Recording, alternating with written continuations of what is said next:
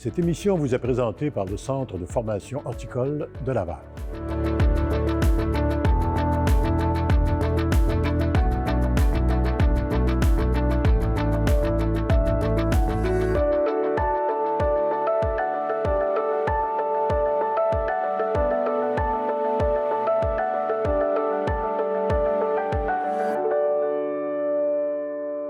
Bonjour et bienvenue à Horti et Culture. Cette semaine, Christian nous amène à la rencontre de deux représentants de Sentiers urbains, un organisme qui utilise des terrains vagues pour les transformer en terrains bénéfiques auprès des citoyens, c'est-à-dire des îlots de fraîcheur. Nous avons déjà rencontré Sentiers urbains, mais dans l'optique de l'agriculture urbaine. Maintenant, dans le deuxième ou le troisième objectif de cet organisme, nous allons rencontrer deux personnes, évidemment très sympathiques, qui vont nous expliquer comment utiliser un espace et le transformer pour le bien-être de tous.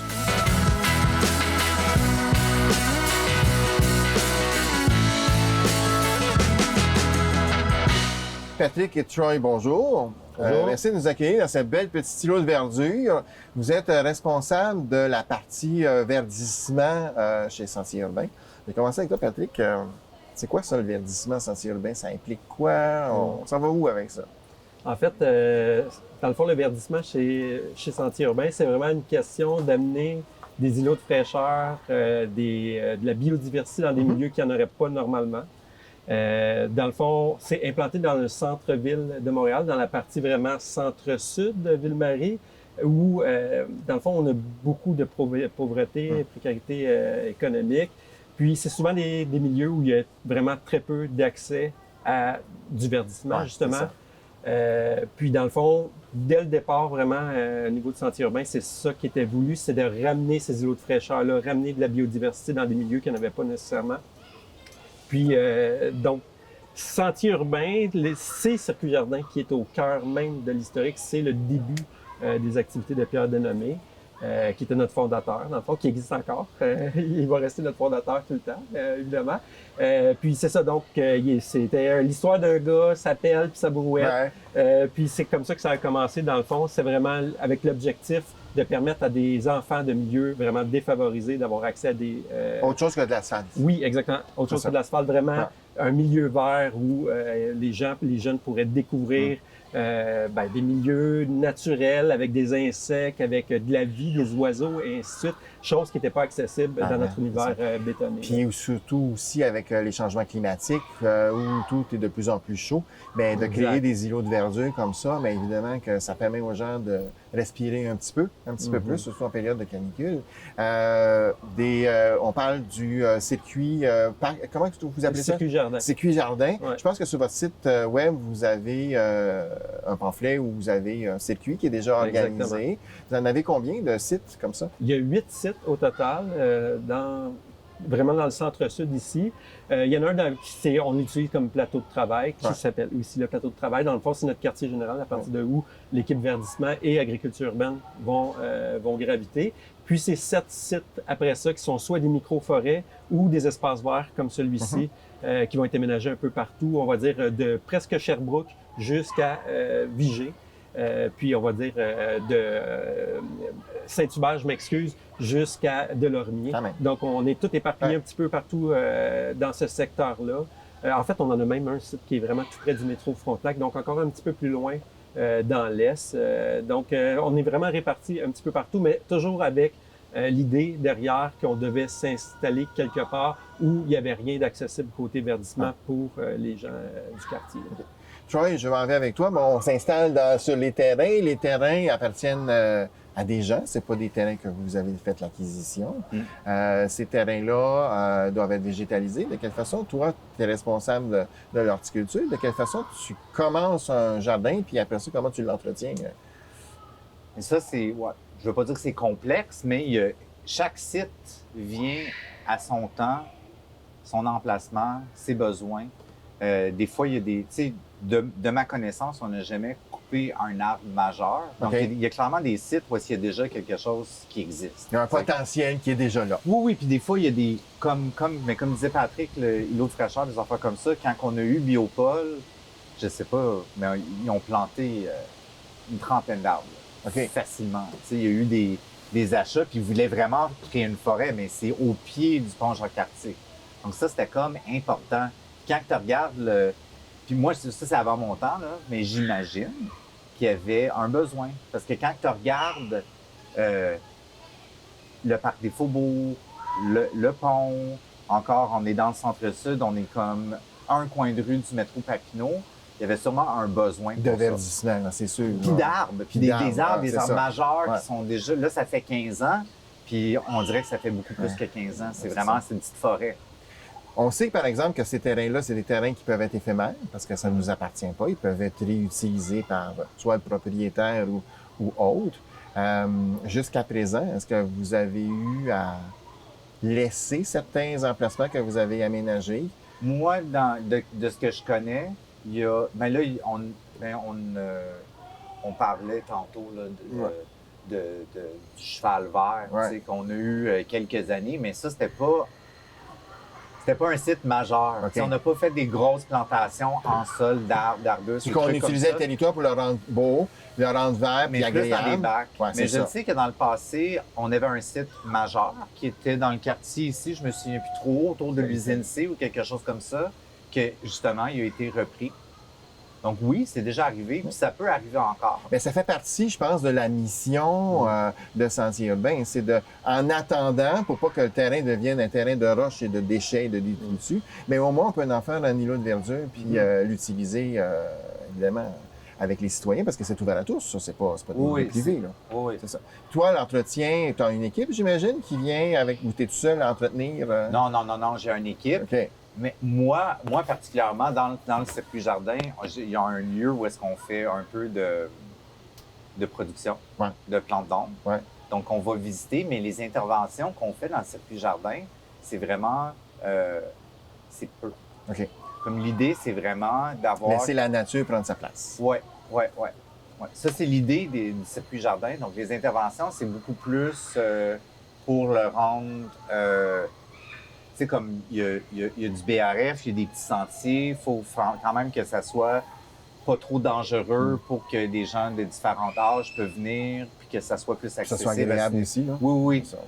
Puis on fait des plantations, Mhm. tu sais, puis c'est clair que, tu sais, on va pas laisser quelque chose de dangereux comme une grosse arbre ou quelque chose comme ça, mais l'idée, c'est vraiment d'avoir quelque chose qui va ressembler un peu à un milieu sauvage ou un milieu naturel, où est-ce que des fois, c'est un peu... pas claustrophobe, mais comme beaucoup Ouais, un de peu plantes fermé, ensemble. là, ouais, Oui, mais c'est c'est ça. quelque chose qu'on voit. Ouais. C'est qu'on le voit pas plus. qu'est-ce que la ville de Montréal fait. Non, c'est ça. C'est pas qu'est-ce que les gros parcs majeurs Ouais, mais on comme n'est pas pareil. des maisons, comme Parc Maisonneuve qui a déjà été un terrain de golf ou même le Mont-Royal qui a été quand même aménagé, tu sais, par un architecte paysagiste là. Qui est très beau, mais c'est pas... C'est pas la même philosophie, puis c'est pas la même approche. On est plus près du citoyen. Justement, par rapport aux citoyens, peut-être toi, Patrick, comment les gens des alentours voient ça, l'implantation de micro-forêts ou micro-bulles vertes? En fait, pour les citoyens, ben, c'est des arbres de paix, dans le fond. Ils viennent ici pour profiter, pour pouvoir faire des petits barbecues, se rencontrer avec des amis. La plupart du temps, c'est vraiment vu de façon positive. Je dis après la plupart du temps, parce qu'évidemment, on est dans le centre-sud aussi, puis on n'est pas dans un parc de ville. Donc, quand on regarde autour, souvent, la visibilité pour les gens, c'est plus ou moins, en fait, clair, ouvert. Donc, pour certaines personnes, ça fait un petit peu peur. Mais la majorité des gens, c'est vraiment, on rend accessible un milieu de vie qui va leur apporter du bien-être, qui va leur apporter vraiment Parce qu'il y a un côté social à tout ça. Oui, là, exactement. c'est ça. Puis, il faut dire aussi que le circuit jardin sert beaucoup pour tout ce qu'on a comme classe verte, parce qu'on a toute une équipe d'animation chez Sentier urbain qui est vraiment impliquée dans les écoles, aussi avec les camps de jour. Puis le gros des activités se passe dans le circuit jardin. Donc, ils vont se promener de site en site pour pouvoir découvrir la nature. Donc, l'animateur va parler du sol, des insectes, des espèces, des variétés de végétaux, des arbres et ainsi Ce de que suite. beaucoup d'enfants ne connaissent pas, malheureusement, en vivant dans un environnement qui est que minéral. Est-ce que tu as des questions, toi, quand tu viens travailler de la part des citoyens? Qu'est-ce que vous faites? Est-ce que tu as une interaction avec le citoyen? Ou, Oui, Oui puis non. Tu sais, ça dépend vraiment. Comme là, je donne un exemple extrême, là, mais on a un circuit Biopole où est-ce que il y a un banc qui est dans le fin fond du parc, sur une petite colline, en dessous des arbres. Puis moi, si je marche là, puis il y a quelqu'un d'assis là, souvent la personne, elle va juste quitter. Ah Parce oui? que je pense que la personne a été là peut-être pendant 1 ou 2 heures, complètement seule. OK. Comme si c'était dans une forêt. Ouais, Là. c'est ça. Où est-ce que c'est vraiment à ce Ah, point-là c'est que ça bien. peut être dense, puis vraiment comme... Ça répond à un besoin. Donc là, je te réponds avec une anti-réponse. là, c'est que la personne, elle va peut-être dire bonjour, puis elle va comme fermer son livre, puis elle va quitter. Ouais. Puis elle va peut-être revenir. Parce que cette personne recherche vraiment. Ok. Mais c'est clair que des fois, on a des activités où est-ce que les gens...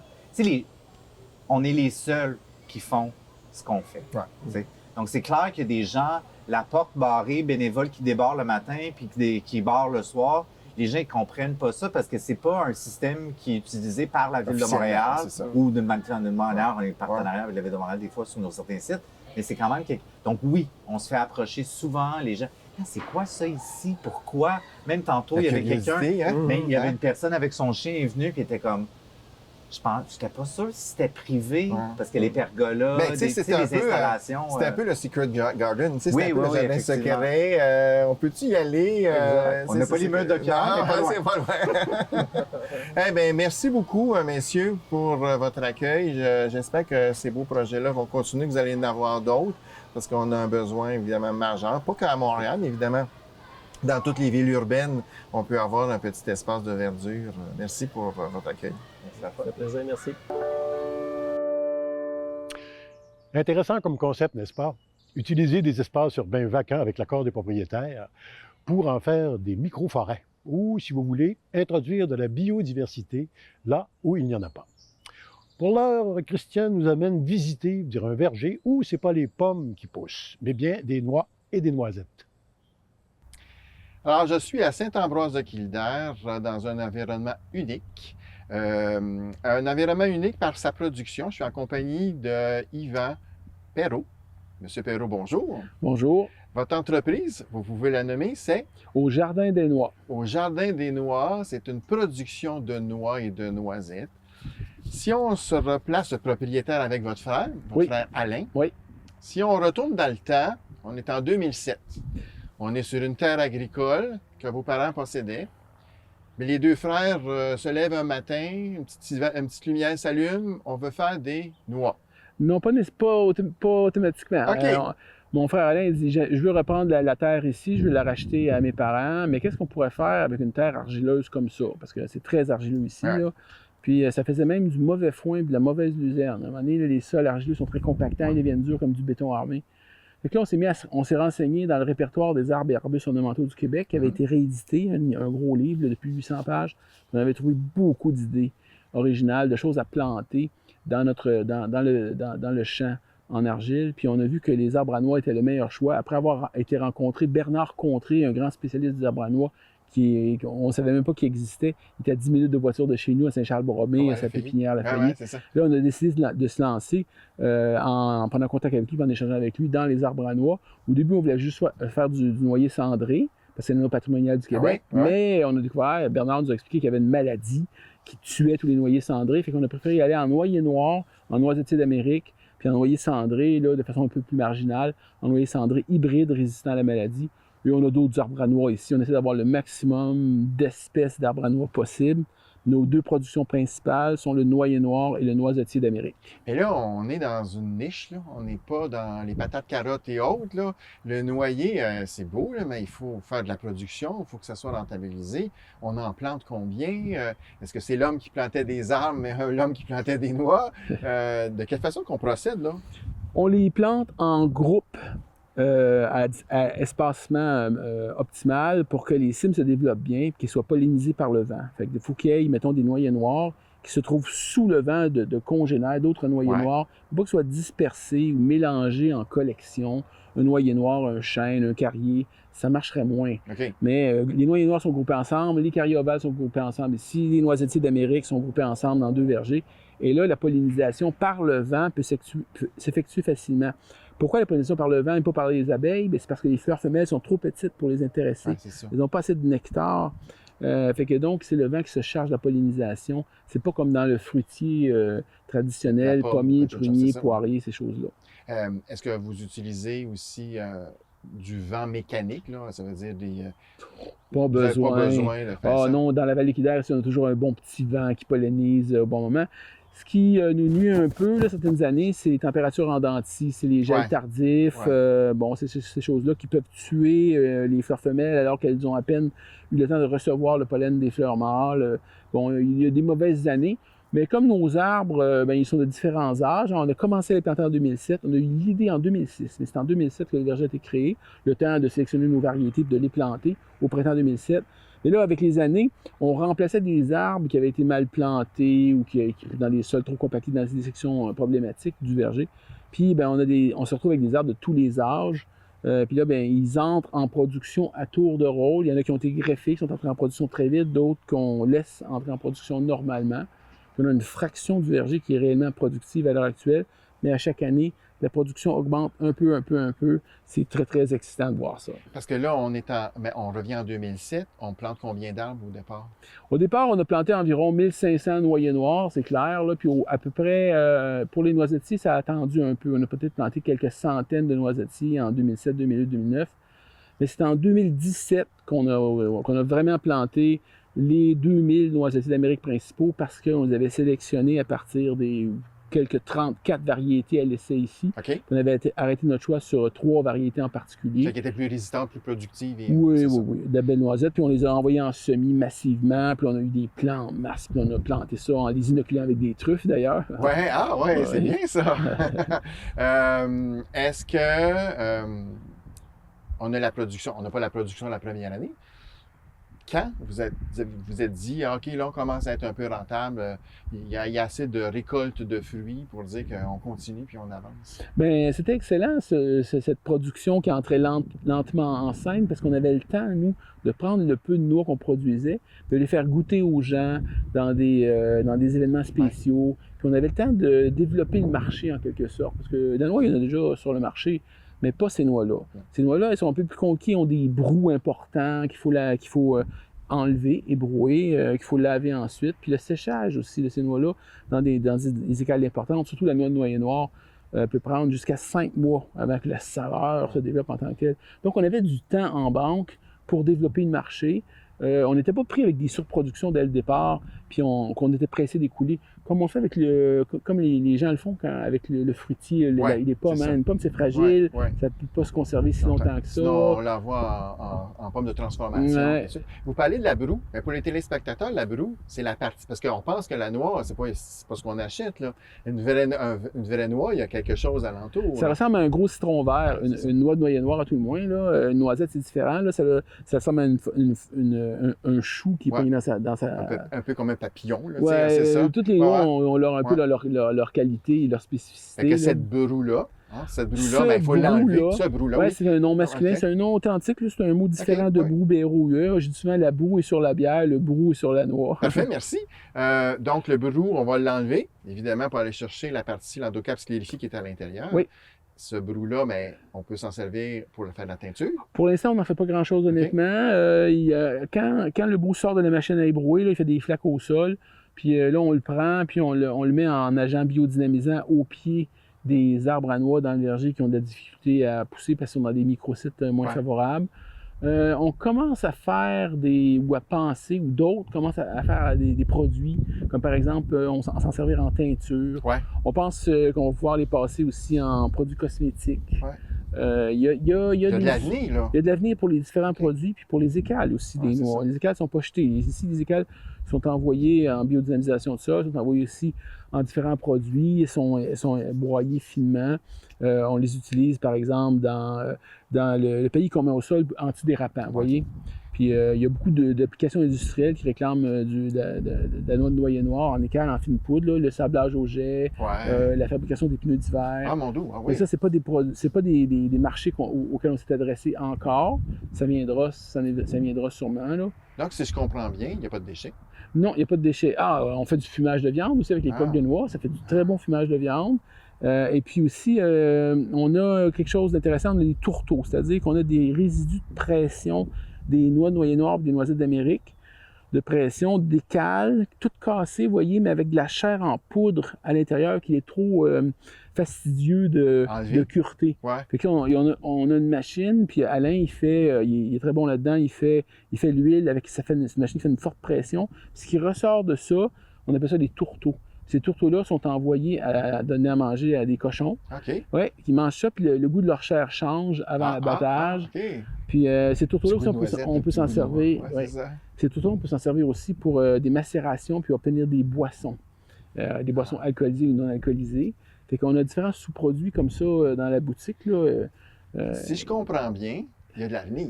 il y a beaucoup d'avenir dans les noix. Ouais. D'ailleurs, ça devrait... Avant nous, ça aurait dû être une production québécoise normale que celle des noix nordiques. Ouais. Noix noyer cendré hybride, parce que là, il y a des variétés qui ont été mises au point durant le 20e siècle qui sont vraiment intéressantes. Là. Des écales de plus en plus minces, avec des structures internes de plus en plus simples, desquelles on peut extraire des morceaux de plus en plus généreux d'un seul tenant. Et ça, c'est des variétés supérieures, à flux supérieur. C'est ça qu'on a mis ici. On a fait une sélection de variétés très, très, très soignées. Il faut avoir les meilleures variétés de noix nordiques possibles. Noyer noir, noyer cendré, carioval, noyer en cœur, on a ça aussi. On a aussi des chênes à gland doux. Là, je suis très fier de mes chênes bicolores. Là. Ils ont un petit goût sucré, là, et presque pas amer. Noisettes d'Amérique, bien sûr. Noisettes à long bec. Ici, on a un sous-verger de coudrier, là, de noisettes à long bec, là, très productif. Donc, les gens etc. veulent découvrir, évidemment, s'ils viennent ici, visiter votre entreprise, ils peuvent découvrir plein de variétés, plein de choses. On voit que vous êtes toujours à l'avant-garde, à avancer, à découvrir. Je vous souhaite, M. Perrault, le meilleur des succès dans votre entreprise. Des fois, c'est le fun d'être innovateur, de pousser un peu la machine, de sortir des sentiers battus, puis on voit les résultats ici, là, avec tous ces arbres, puis le futur qui s'en vient, là, je pense qu'il va être très positif. Oui, et puis on a aussi beaucoup d'activités sur les comestibles sauvages nordiques, les champignons, les plantes, les petits fruits sauvages qu'on rajoute dans les vergers, en périphérie de vergers. On est innovateur à plus d'un titre. C'est parfait. Bien, merci beaucoup de votre accueil. Merci beaucoup à vous. C'est bien beau de les cultiver et c'est pas la variété qui manque. Mais après ça, il faut les transformer et les mettre en marché. Et vous allez voir que comme pour la variété, c'est pas les idées qui manquent. Alors, c'est bien beau produire des noix et des noisettes. Maintenant, il faut les vendre, il faut les transformer. Je suis en compagnie de Maxime Landreville. Maxime est responsable de la mise en marché, de la vente des produits. Bonjour, Maxime. Bonjour, bonjour. Alors, on a vu avec Yvan un peu le début, 2007, la production, les essences qui sont là. Il nous a parlé brièvement un peu aussi de la transformation. Donc, reparle un peu de cette idée de transformation, puis amène-nous jusqu'à la vente de tes produits. Certainement. Donc, vous avez vu, on ramasse les noix, vous avez vu les arbres. Ensuite, il y a un processus de lavage qui s'impose.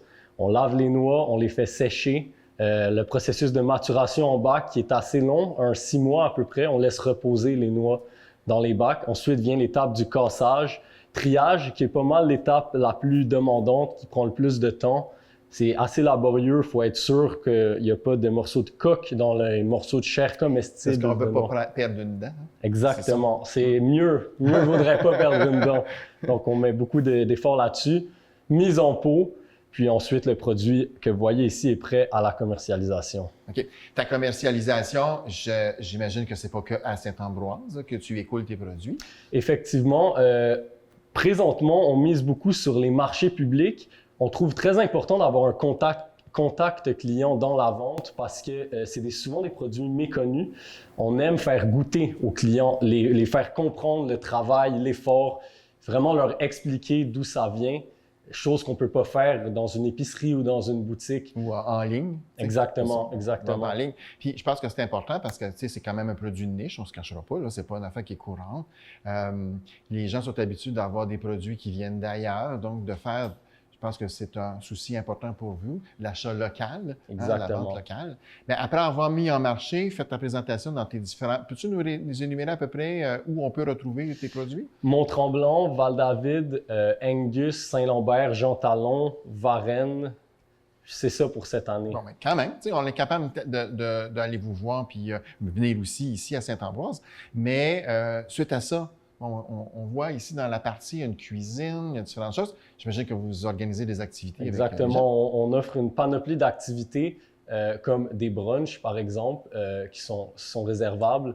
Des brunchs où on inclut nos produits, des produits forestiers. Yvan, qui a fait le début de l'interview, qui est mycologue, lui, fait beaucoup d'activités sur les comestibles qu'on peut manger, les comestibles forestiers, excusez-moi, champignons, tout ça. Et bien évidemment, en période de récolte, septembre-octobre, il va y avoir l'autocueillette de noisettes, de noyers noirs, où vous venez avec nous, vous rentrez dans l'univers, on cueille ensemble, on lave ensemble et vous pouvez même repartir avec des noix une fois la journée terminée. Vous avez un site Internet. Exactement. Sur le site Internet, il y a un beau vidéo qui explique tout le processus. Oui. Et j'imagine aussi que vous avez l'horaire des activités. Toute l'information est sur le site Internet. La vidéo qui vaut vraiment la peine d'ailleurs d'aller visionner, qui explique toutes les étapes de la récolte jusqu'à la mise en pot. Et la liste d'activités de l'été va être là sur le site Internet. Donc, vous allez avoir l'information nécessaire sur le site Internet. Maxime, merci beaucoup. Ça me fait plaisir. Comme vous avez pu le constater, un verger, ce n'est pas qu'une production de pommes, de poires ou de prunes, mais ça peut être aussi une production de noix et de noisettes. Je vous invite à une prochaine émission. Nous allons aborder justement la production de pommes, mais aussi la production de raisins, de vignes, mais de vignes de table. Eh bien, voilà pour aujourd'hui.